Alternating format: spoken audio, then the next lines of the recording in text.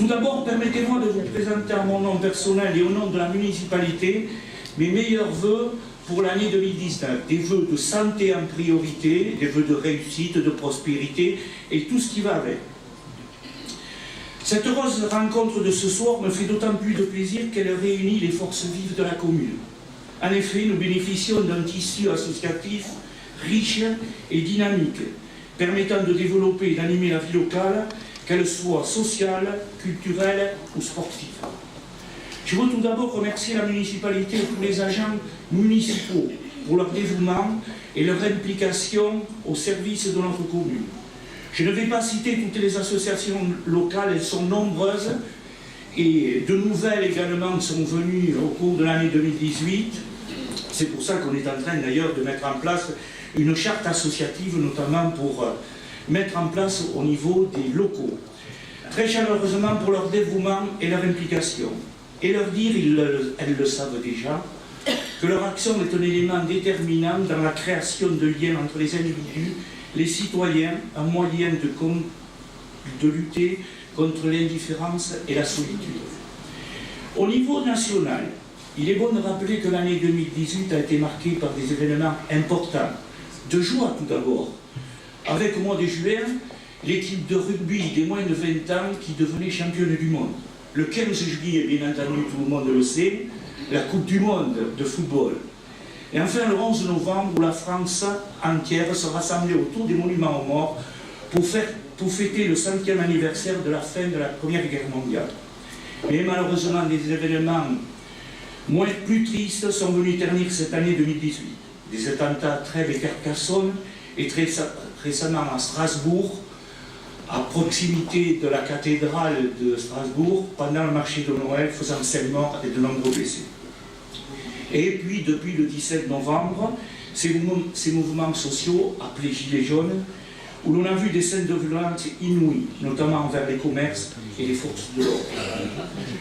Au-delà de tous ces événements qui auront sans doute marqué notre histoire, la vie municipale a continué. Tout ou presque a été relaté dans le dernier bulletin municipal distribué juste avant Noël. Mais très brièvement, quelles ont été les principales réalisations, débutées pour certaines en 2017 et terminées en 2018. Et pour cela, je vous propose de mettre un petit film, nous avons des outils, un petit film qui relate un petit peu tout ce qui s'est passé, enfin tout, en grande partie ce qui s'est passé en 2018. Ce film réalisé, enfin ce diaporama qui a été réalisé par Géraldine et que je vous propose de regarder.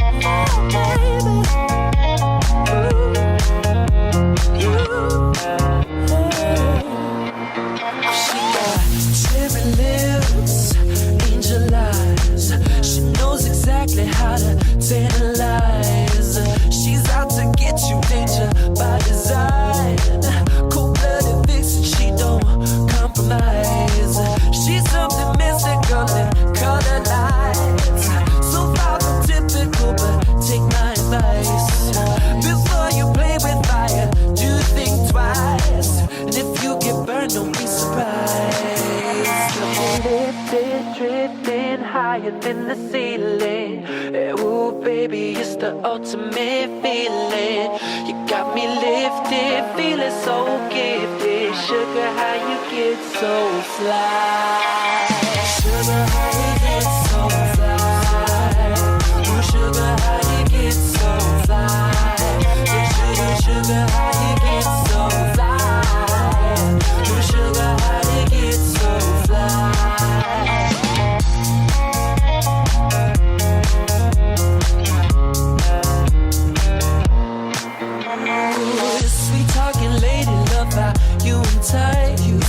Sugar with just the right amount of spice.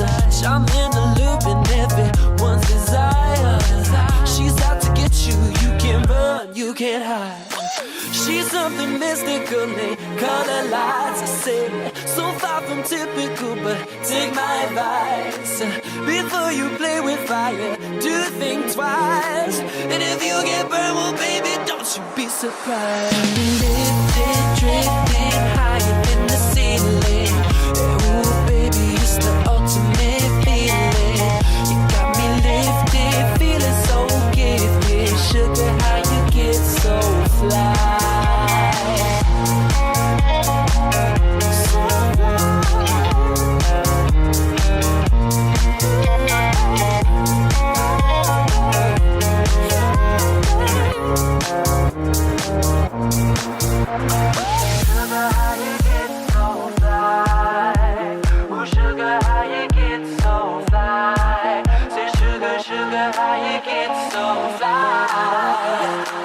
But you won't get me tonight. Lifted, drifting higher than the ceiling. Ooh, baby, it's the ultimate feeling. You got me lifted, feeling so gifted. Sugar, how you get so fly? Sugar, how you get so fly? Ooh, sugar, how you get so fly? Sugar, sugar, how you get so fly?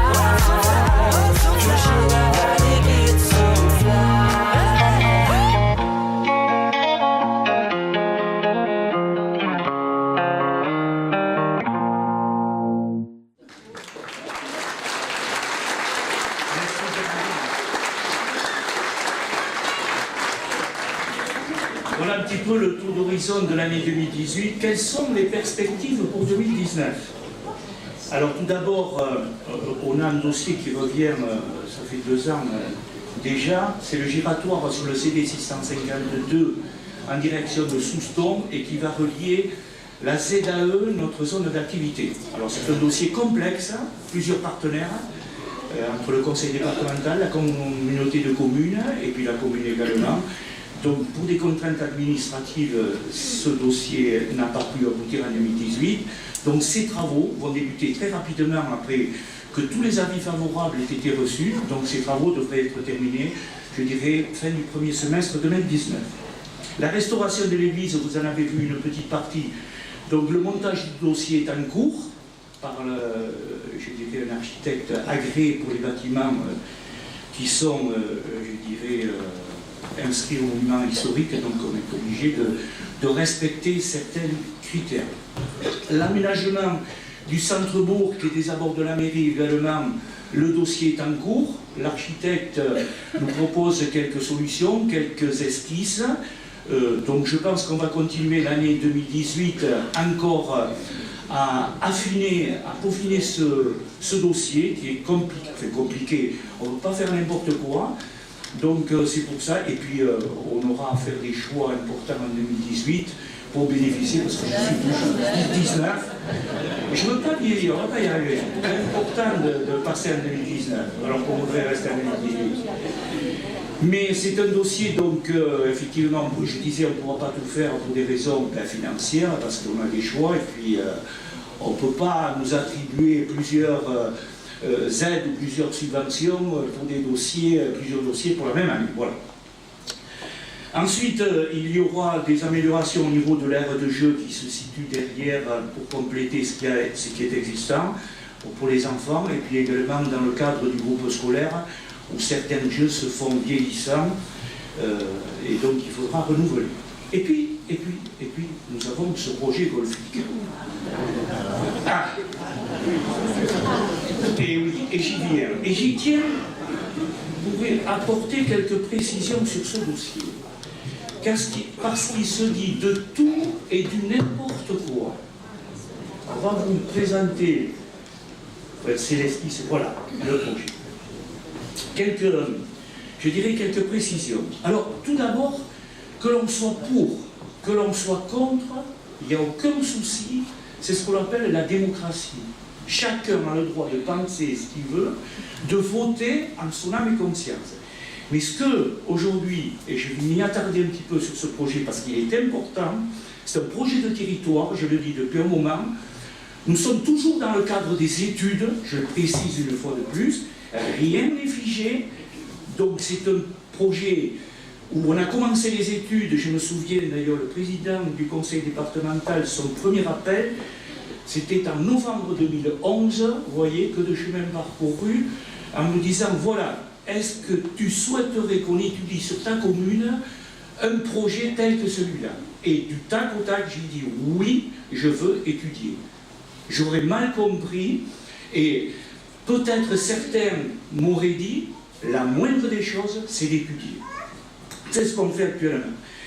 Alors ce dossier est porté, la maîtrise d'ouvrage est portée par un syndicat mixte Landes-Océane, qui est composé à 70% par le conseil départemental et 30% par la communauté de communes Marennes-Atteaux-Dessus, qui a pour mission, donc les études préalables, c'est ce qu'on est en train de faire, conduire à la concertation, porter les dossiers d'autorisation administrative. C'est la création d'une véritable destination autour d'une offre globale. Alors, le périmètre de ce projet, c'est 238 hectares. C'est pas rien. Qu'est-ce qu'il y a dedans? C'est ça, parce que j'ai tout entendu, hein, mais pas beaucoup de vérité. Donc je voudrais clarifier ce soir, qu'est-ce qu'il y a au milieu? Il y a sur une surface, et vous voyez dans le bas de l'écran, c'est la partie urbaine que l'on va faire en suivant notre urbanisation existante. Sur une surface approximative de 20 hectares, qu'est-ce qu'il y aura là-dedans sur ces 20 hectares? Du collectif, de l'individuel, du semi-collectif, en locatif et en accession à la propriété. Il y aura 500 logements répartis en 105, je précise bien, 150 logements sociaux, soit 30%, et 100 logements supplémentaires à prix maîtrisé. Ce n'est pas un projet que pour les riches. C'est pour des gens qui sont dans cette salle, et tous les jours, je reçois des demandes de logement. Il faut savoir qu'aujourd'hui, sur le territoire de la commune, et je peux m'étendre, les prix sont exorbitants. Disons, si on ne trouve pas des moyens de loger les jeunes qui travaillent dans le secteur, on est mal. Voilà, donc là, les 20 hectares. Ensuite, sur une surface de 40 hectares, lorsqu'on monte un petit peu, vous voyez, la tache verte, ça c'est ce que l'on conserve, ce sont des peines, tout simplement, et que dans le cadre du projet que l'on va maintenir. Alors, il y aura de l'hébergement touristique sur une surface de 40 hectares, décomposé de la façon suivante. 190 parcelles en villa en bord de golfe, que vous voyez sur votre droite. Alors, ces 190 lots ou villas en bord de golfe, c'est pas fait pour certains. Ils vont payer le prix fort. Et ce prix fort va venir dans un pot commun qui va servir à financer les logements sociaux. Je suis clair là-dessus? Voilà, c'est qu'aujourd'hui, certains ont des moyens, et il ne faut pas les négliger, c'est ceux qui nous apportent, comme on appelle en Espagne, des dineros, et qui nous financent d'autres équipements. Ensuite, il y a une résidence de tourisme à 4 étoiles, composée de villas et appartements. Un hôtel 4 étoiles de 80 chambres, des salles de séminaire et de réception. Et puis il y aura également, on a prévu une place de marché, avec des commerces, des boutiques, des restaurants et des services. Mais ce n'est pas réservé uniquement à des golfeurs, c'est réservé à l'ensemble de la population, des populations, je précise une fois. Et puis après, il y a ce que l'on appelle les équipements golfiques, sur une surface de 152 hectares. C'est tout le nord, tout le haut de l'écran que vous voyez en tache verte. Alors sur ces 152 hectares, qu'est-ce qu'il y a? Donc, il y a des parcours golfiques, il y aura un parcours de championnat, un parcours de loisirs, une académie des practices, et un club house. Sur ces 150 hectares, 50 hectares resteront en zone naturelle, déjà.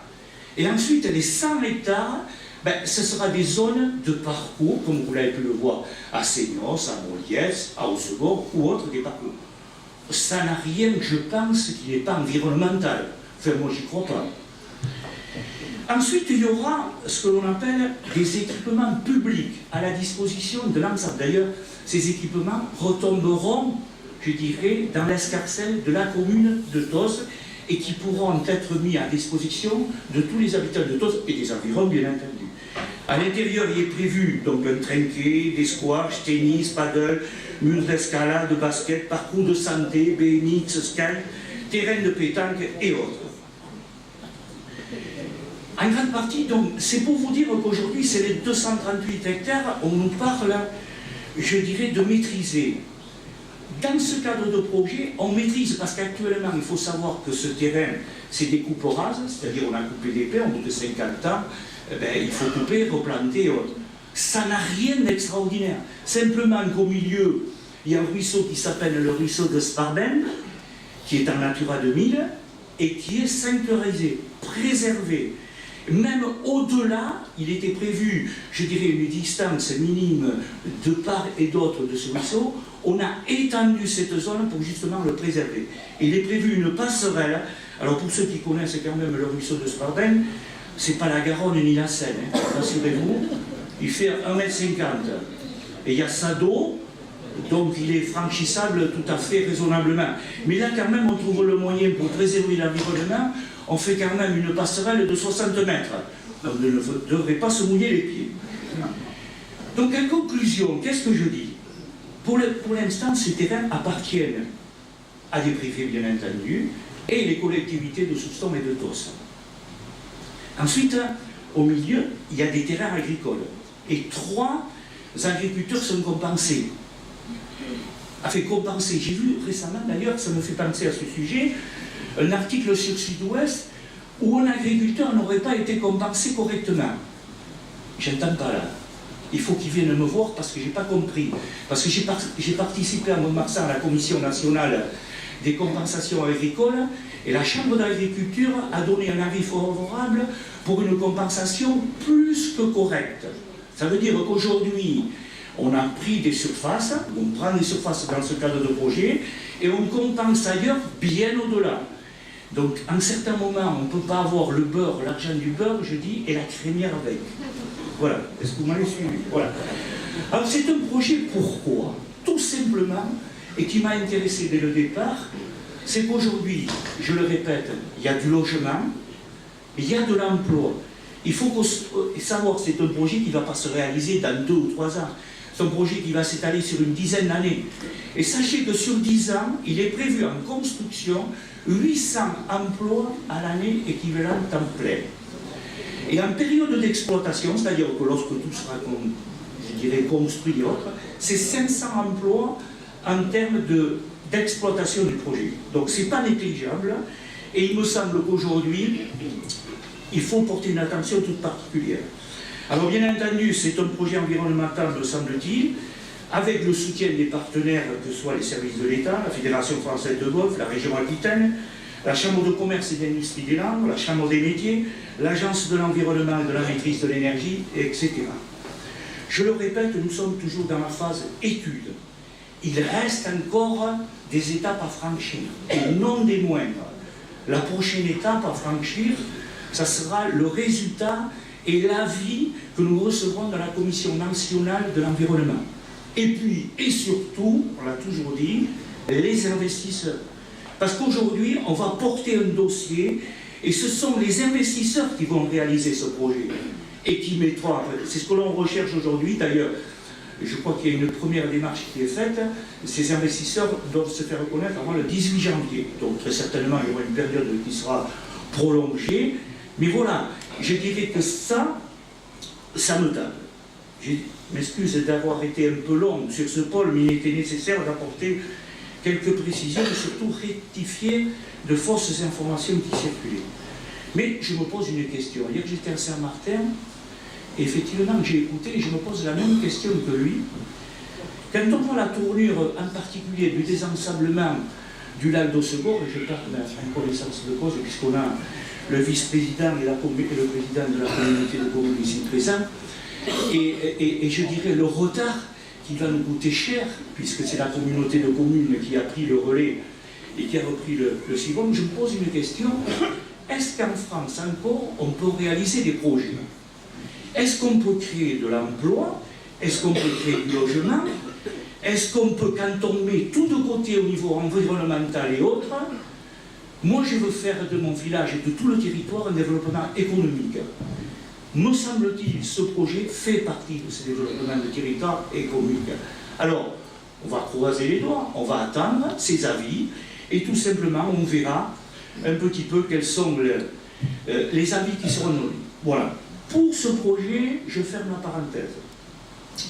En 2019, l'activité municipale sera encore intense grâce en particulier avec l'aide des divers organismes que je remercie chaleureusement, le SIDEC, le Conseil départemental, le Conseil régional et l'État. Et bien entendu la communauté de communes Max, parce que si j'oublie, le président va me tirer les oreilles, bien entendu, qui nous accompagne dans de nombreux domaines tels que la voirie, la transition énergétique, les fonds de concours sportifs, la finalisation du PLUI. J'ai vu le vice-président qui était là, c'est le monsieur Grand qui est derrière, qui est un chantier qui n'est pas facile, mais on est là pour l'aider, mais qui est complexe. Il faut tout ça le mettre en musique. PLUI, ça veut dire plan local d'urbanisme intercommunal. Donc il faut réunir tous les PLU des 23 communes, en faire une synthèse et en faire un document qui servira, qui sera modifié, amendé chaque année, bien entendu. Mais c'est pas simple. Lors du dernier congrès des maires qui s'est tenu à Paris en novembre dernier, les maires ont exprimé fortement leurs inquiétudes par rapport à leur situation territoriale et humaine, de plus en plus préoccupante. Il est urgent, à mon avis, de renouer le dialogue entre les collectivités et l'État, afin de redonner confiance aux Français. Les maires, par l'intermédiaire de l'Association des maires de France, dont je fais partie, mais chacun le sait ici, de la Commission des finances en France, tendent la main à l'État pour proposer, innover et construire ensemble. Le président de la République et le gouvernement engagent, vous le savez, un débat national. C'est, je crois, une bonne chose. Si les maires seront utiles au débat, il faut aussi que le débat soit utile aux maires. Je ne m'oublierai pas de remercier le corps enseignant pour les relations entretenues avec la municipalité, j'ai vu son directeur, le groupe des bénévoles de la médiathèque, j'en ai reçu certains. Je dis des bénévoles, oui, parce que la médiathèque fonctionne qu'avec des bénévoles, et c'est important de le dire. La régie d'eau et d'assainissement Théo, son directeur Richard Turcot, que j'ai aperçu, qui fonctionne remarquablement bien. Les comptes sautent au vert, les feux, tout est clignotant, mais nous aurons à faire un choix très prochainement, puisque la fusion a eu lieu entre la SBVA et le SIAM, et il faut savoir que notre régie fonctionne. Nous, on achète l'eau au SBVA et on fait traiter nos eaux usées à Souston, c'est particulier. Et certains me disent qu'au milieu, Jean-Claude il fait des bénéfices et il a des prix moins chers. Oui, pourquoi pas. Donc les remerciements également au centre de loisirs et sa directrice Caroline que j'ai aperçue également. Tos Sobion qui fonctionne également très très bien. Les comptes sont bien également après, je dirais, des concertations, des dialogues, tout est remis à l'ordre. Les acteurs économiques locaux, bien entendu, je remercie, le corps des sapeurs-pompiers, notre tueur de frelons asiatique. Hier, il y avait, comment dirais-je, à Saint-Martin-de-Hens, il y avait également un tueur. Et bien ici, à Lem, on a un tueur aussi. On en a un aussi tueur. Monsieur Vélencio, que je remercie très chaleureusement, il est là devant moi, c'est le monsieur frelon asiatique. La société de chasse, également. Par contre, là on a parlé de développement économique qui faisait défaut, par contre on a le développement des sangliers qui se fait correctement. Ça c'est pas mal, et qui se développe au niveau des zones urbaines, et c'est bon d'avoir une société de chasse qui intervient régulièrement à ce sujet. Et puis, ça serait bien trop long, toutes les forces vives qui font vivre notre commune. Avant de terminer, j'ai une pensée pour les plus démunis, celles et ceux qui souffrent, celles et ceux qui nous ont quittés. À travers mon propos, vous l'avez compris, notre commune poursuivra son chemin en 2019 avec un enthousiasme intact de tous ses acteurs, fiers de ce qui a été fait et déterminés à poursuivre. En 2014, nous avions proposé une feuille de route pour les 6 ans à venir. Dans un peu plus d'un an, nous arriverons au terme de notre mandat. Et vous constaterez, nous aurons l'occasion de faire le point, que toutes les promesses engagées en 2014 ont été tenues, voire au-delà. Répondre aux attentes des Tossaises et des Tossais en termes de services et d'infrastructures sont les principales préoccupations de la municipalité. Les résultats financiers sont corrects, notre endettement est maîtrisé. Je proposerai au conseil municipal lors du prochain vote du budget de ne pas augmenter les taxes locales de TOS qui n'ont pas bougé, je vous le rappelle, durant la totalité du mandat. C'est une bonne nouvelle que je vais terminer, c'est sur cette bonne nouvelle que je vais terminer mon propos, en vous remerciant de votre participation et en vous renouvelant mes vœux pour cette année 2019. Merci de m'avoir écouté.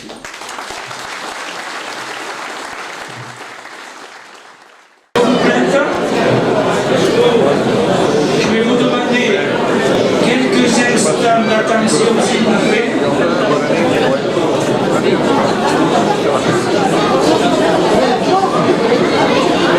Alors, je vais commencer. Monsieur le député, Madame la conseillère départementale, Monsieur le sénateur, Monsieur le président de la communauté des communes, Mesdames et Messieurs, Madame la conseillère départementale, parce que Mesdames, conseillère départementale, Mesdames et Messieurs les élus, Mesdames et Messieurs, chers amis, c'est avec beaucoup de plaisir que la municipalité et moi-même nous vous accueillons pour cette traditionnelle cérémonie de vœux, qui se veut à la fois simple et conviviale, tout simplement à l'image de notre commune. Je vous remercie d'être venus nombreux ce soir, et en particulier les nouveaux tossés que j'ai aperçus tout à l'heure. Votre présence témoigne de l'intérêt que vous portez à notre charmante ville. Restons modestes, notre village. Tout d'abord, permettez-moi de vous présenter en mon nom personnel et au nom de la municipalité mes meilleurs vœux pour l'année 2019. Des vœux de santé en priorité, des vœux de réussite, de prospérité et tout ce qui va avec. Cette heureuse rencontre de ce soir me fait d'autant plus de plaisir qu'elle réunit les forces vives de la commune. En effet, nous bénéficions d'un tissu associatif riche et dynamique, permettant de développer et d'animer la vie locale, qu'elle soit sociale, culturelle ou sportive. Je veux tout d'abord remercier la municipalité et tous les agents municipaux pour leur dévouement et leur implication au service de notre commune. Je ne vais pas citer toutes les associations locales, elles sont nombreuses et de nouvelles également sont venues au cours de l'année 2018. C'est pour ça qu'on est en train d'ailleurs de mettre en place une charte associative, notamment pour mettre en place au niveau des locaux. Très chaleureusement pour leur dévouement et leur implication. Et leur dire, elles le savent déjà, que leur action est un élément déterminant dans la création de liens entre les individus, les citoyens, un moyen de lutter contre l'indifférence et la solitude. Au niveau national, il est bon de rappeler que l'année 2018 a été marquée par des événements importants. De joie tout d'abord. Avec au mois de juin, l'équipe de rugby des moins de 20 ans qui devenait championne du monde. Le 15 juillet, bien entendu, tout le monde le sait, la Coupe du Monde de football. Et enfin le 11 novembre, où la France entière se rassemblait autour des monuments aux morts pour fêter le 100e anniversaire de la fin de la Première Guerre mondiale. Mais malheureusement, des événements plus tristes sont venus ternir cette année 2018.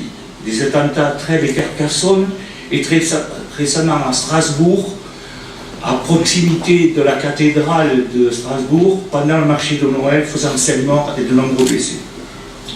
Et puis, depuis le 17 novembre, ces mouvements sociaux, appelés Gilets jaunes, où l'on a vu des scènes de violence inouïes, notamment envers les commerces et les forces de l'ordre.